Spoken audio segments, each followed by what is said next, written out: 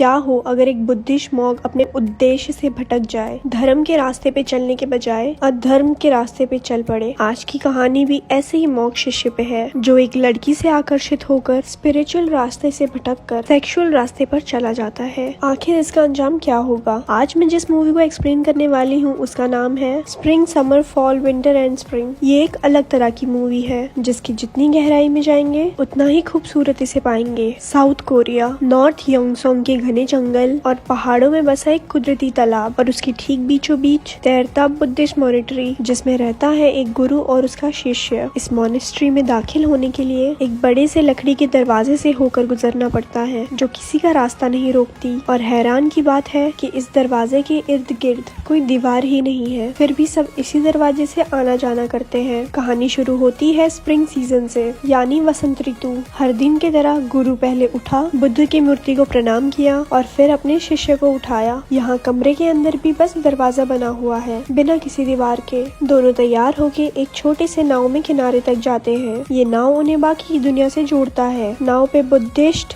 Union की तस्वीर बनी होती है। ये नाव ही बाहर की दुनिया में आने जाने का एकमात्र साधन है। उस बड़े लकड़ी के दरवाजे के पास उतरकर गुरु भिक्षा मांगने और शिष्य जड़ी बूटी इकट्ठा करने चला गया। कुछ समय बाद दोनों वापस लौटे। फिर लाए गए जड़ी बूटी में से गुरु उसे सही और जहरीली पत्तों के बीच फर्क करना सिखाता है जो बिल्कुल एक जैसे दिखते हैं। उस छोटे शिष्य का एक पेट डॉग होता है जिसके साथ वो सारा दिन खेलता है। एक दिन शिष्य अकेले नाव लेके किनारे पर गया और एक एक कर छोटी मछली, सांप और मेंढक को पत्थर से बांध देता है। उनकी तकलीफ देखकर उसे बड़ा मजा आता है, जैसे ये उसका नया मनोरंजन हो। लेकिन ये सब करते हुए उसका गुरु देख रहा होता है। लेकिन नाव के बिना वो वहाँ पहुँचे कैसे? वापसी में गुरु एक बड़ा पत्थर अपने साथ ले जाता है। अगले सुबह बच्चे की पीठ पे वही पत्थर बंधा होता है जिससे उसको चलने में काफी तकलीफ होती है। वो गुरु से उसे खोल देने को कहता है। तब गुरु ने कहा, तुमने सोचा था उन जीवों की तकलीफ के बारे में? तुम्हें पहले उन सबको आजाद करना होगा। अगर कोई मर गया तो उसके दुख का भार तुम्हें उम्र भर अपने मन में लेना होगा। वो वापस वहाँ गया लेकिन सिर्फ मेंढक को ही बचा पाया। बाकी को आजाद करने से पहले ही वो मर चुके होते हैं। उन्हें मरा देख वो बहुत रोने लगा। पहली बार उसने दुख को महसूस किया था। स्प्रिंग के बाद अब समर सीजन दिखाता है। दरवाजा खुलता है। बच्चे से अब वो शिष्य जवान हो गया। जंगल में 2 सांपों को संभोग करते देख उसके मन में भी इच्छाएं पनपने लगती है। फिर वो उसी बुद्ध मूर्ति के ऊंचाई पर खड़ा होकर दूर दूर तक देखता है। बचपन में और अभी में उसके देखने का दायरा और बड़ा हो चुका है। उनके वहाँ उसी के उम्र की एक लड़की अपने माँ के साथ इलाज करवाने आती है, बल्कि उनके आंगन में एक डॉग नहीं बल्कि मुर्गा दिखाई देता है। रात में सोते हुए वो उस लड़की को देखता है। अगली सुबह गुरु उस लड़की के माँ को यकीन दिलाता है कि वो जल्द ठीक हो जाएगी। उसकी माँ कुछ दिनों के लिए उसे वहाँ छोड़कर चली जाती है। शिष्य धीरे धीरे उसकी तरफ आकर्षित होने लगा। उसे छुप छुप कर देखता। उसने इससे पहले कभी किसी लड़की को नहीं देखा था। एक रात जब लड़की सो रही होती है उसने उसे छूने की कोशिश की तो लड़की ने उसे थप्पड़ मारा। घबराकर वो बुद्ध भगवान से माफी मांगने लगा। फिर लड़की उसके कंधे पे हाथ फेरती है। गुरु लड़की को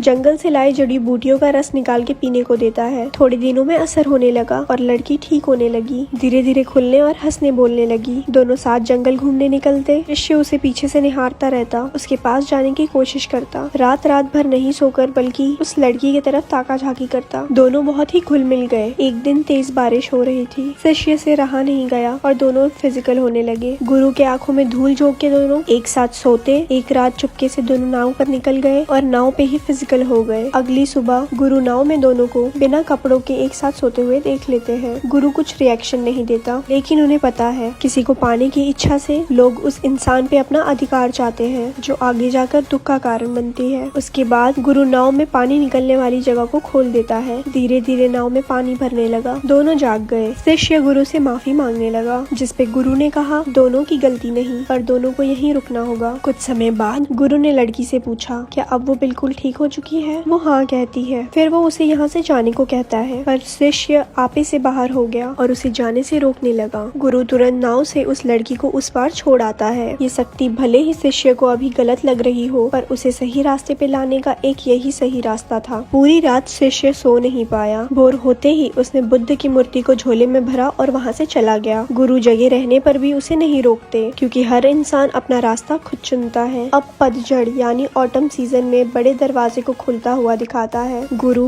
बूढ़ा हो चुका है और इस बार उनके पास बिल्ली होती है। हमेशा की तरह गुरु भिक्षा मांग के वापस आया। उसने खाने के के कागज पे खबर देखी कि 30 साल के आदमी ने पत्नी का कत्ल कर फरार हो गया। दरअसल ये वही शिष्य होता है। उस रात वो उसके लिए कपड़े सीलता है क्योंकि वो जानता है अब उसके वापसी का वक्त हो चुका है। ठीक अगली सुबह उसे शिष्य दरवाजे पे दिखा। फिर गुरु उसे नाव से लेने गए। शिष्य गुरु से अपनी नजरें चुराता है। उसने वापस से बुद्ध की मूर्ति उसी जगह स्थापित किया और उस चाकू को जिससे उसने अपनी पत्नी को मारा गुस्से से जमीन पर बार बार वार करता है। उसके अंदर इतना गुस्सा भरा देख गुरु उसके सफरिंग का कारण पूछता है। उसने कहा, मेरी सबसे बड़ी गलती थी कि मैंने उससे प्यार किया, मुझे उसके अलावा कुछ नहीं चाहिए था, पर वो मुझे छोड़ के किसी और के साथ चली गई। गुरु उसे समझाता है हमें जो पसंद है उसे भी कभी हमें जाने देना होता है। परिस्थिति और लोग हमेशा एक से नहीं रहते। रात भर उसे नींद नहीं आई और अगले दिन उसने सुसाइड करने की कोशिश की। गुरु ने जब ये देखा पहले तो उसने उसे बहुत मारा और फिर उसे सजा भी दी। उसके बाद गुरु बिल्ली के पूंछ से शुद्धिकरण मंत्र पूरे आंगन पे लिखता है। जब शिष्य अपनी सजा पूरी कर गुरु के सिले कपड़े पहन आया तब गुरु ने उसे कहा, एक एक कर उस चाकू से सारे लिखे हुए अक्षर को उधेड़ो। जैसे जैसे वो ये करता जाएगा उसके मन में भरा सारा गुस्सा और दर्द कम होते जाएगा और उसे आत्म शांति मिलेगी। उसने ये करना शुरू ही किया था कि दरवाजे पे दो पुलिस वहाँ पहुँचती है। गुरु उनको नाव से ले आते हैं। पुलिस को देख के वो डर जाता है। गुरु अगले सुबह तक पुलिस को इंतजार करने को कहता है क्योंकि इस काम को खत्म करने में उसे सुबह हो जाएगी। पुलिस भी बौद्ध धर्म का सम्मान करते हुए उसे इजाजत दे देते हैं। अगले सुबह काम खत्म कर शिष्य वही सो जाता है। दोनों पुलिस वाले गुरु की मदद करते हैं उकेरे हुए अक्षरों में रंग भरकर। जब शिष्य नींद से जागता है तो उसका सारा गुस्सा शांत हो जाता है जैसे कि गुरु ने कहा था। जाने के समय उसने अपने गुरु को प्रणाम किया। फिर तीनों नाव में बैठे पर नाव आगे ही नहीं बढ़ी, जैसे नाव को किसी ने रोक रखा हो। लेकिन गुरु के मुस्कुरा के हाथ हिलाने पे नाव आगे बढ़ने लगी। गुरु को मालूम है वो आखिरी बार अपने शिष्य को देख रहा है। अब जैसे कि गुरु के सारे काम पूरे हो चुके हो, अब ज्यादातर समय गुरु कोने में बैठ ध्यान लगाए रहते हैं। और फिर एक दिन उन्होंने अग्नि में समाधि ले ली। समाधि लेते वक्त उनके आंखों से आंसू निकले जो इस बात को दिखाते हैं कि वो भी इस दुनिया की मोह माया से नहीं बच पाए। शायद उसे अपनी प्रिय शिष्य की याद आती हो। उनका शरीर खत्म होने के बाद एक सांप नाव के नीचे से तैर के निकलता है जो इस बात को दिखाता है कि उनका जीवन का एक और चक्र शुरू हो चुका है, क्योंकि बुद्धिज्म में सांप जन्म और मृत्यु के साइकिल को दर्शाता है। अब बड़े दरवाजे को विंटर यानी कि सर्दियों में खुलता हुआ दिखाता है। पूरा झील का पानी बर्फ में बदल चुका है। शिष्य अपनी सजा काट के वापस आ चुका है। अंदर उसने देखा उसकी गुरु के कपड़ों पे वही सांप बैठा हुआ है। नाव के पास जाकर शिष्य अपने गुरु को प्रणाम करता है। फिर उसने उस जगह का बर्फ खोद कर उनके मिले अस्थि को एक लाल कपड़े में लपेटा और बुद्ध की मूर्ति बनाकर उसमें वही लाल कपड़ा भरकर उन्हें श्रद्धांजलि देता है। उसके बाद गुरु के पुराने दस्तावेज से वो अपनी अधूरी शिक्षा को पूरी करता है। उनके दिखाए रास्ते पे चलता है। उनके दिए सीखों को अपनी जिंदगी में अमल करता है। ऐसे ही समय बीतने लगा और फिर एक दिन एक औरत अपने नवजात बच्चे को उस मॉनेस्ट्री में लेके आती है, पर उस औरत के चेहरे पे कपड़ा बंधा होता है। शायद उसकी कोई मजबूरी रही होगी। उस रात के अंधेरे में वो अपने बच्चे को वहीं छोड़ के जा रही होती है कि बीच में उसी बर्फ के खुदे हुए जगह पर डूब जाने से उसकी मौत हो जाती है। अगली सुबह जब शिष्य ये दृश्य देखता है तो उसे मन में एक भारीपन सा महसूस होता है, क्योंकि वो जगह उसी ने खोदी थी। मन के बोझ को हल्का करने के लिए वो अपने कमर में रस्सी से एक भारी पत्थर बांधता है और उसे घसीटते हुए बहुत लंबी चढ़ाई चढ़ता है, ठीक वैसे ही जैसे उसके गुरु ने उसके बचपन में किया था। अंत में पहाड़ की चोटी पहुंचकर वो ग्युयन बुद्धिस्ट की स्थापना करता है जो दया का प्रतीक है। अब वहाँ से उसे पूरी घाटी दिखाई देती है। जब वो छोटा था तब उसे पानी में तैरता हुआ छोटा सा मॉनेस्ट्री दिखता था, लेकिन उम्र के हर पड़ाव में उसका दृष्टिकोण और बड़ा होते गया। अब वो चीजों को टुकड़ों में नहीं बल्कि संपूर्ण रूप में देखता है। मूवी के आखिर में जब वो दरवाजा खुला तो फिर से वसंत ऋतु आ चुकी है। अब एक नया जीवन चक्र शुरू हो चुका है। वो शिष्य अब गुरु बन चुका है और उस औरत का बच्चा उसका शिष्य। इस बार आंगन में कछुआ दिखता है और वो छोटा शिष्य उसके साथ खेलता है। फिर वो भी उसी के तरह मछली, मेंढक और सांप के मुंह में पत्थर भर के उनके कष्ट में मजा लेता है। इस बात से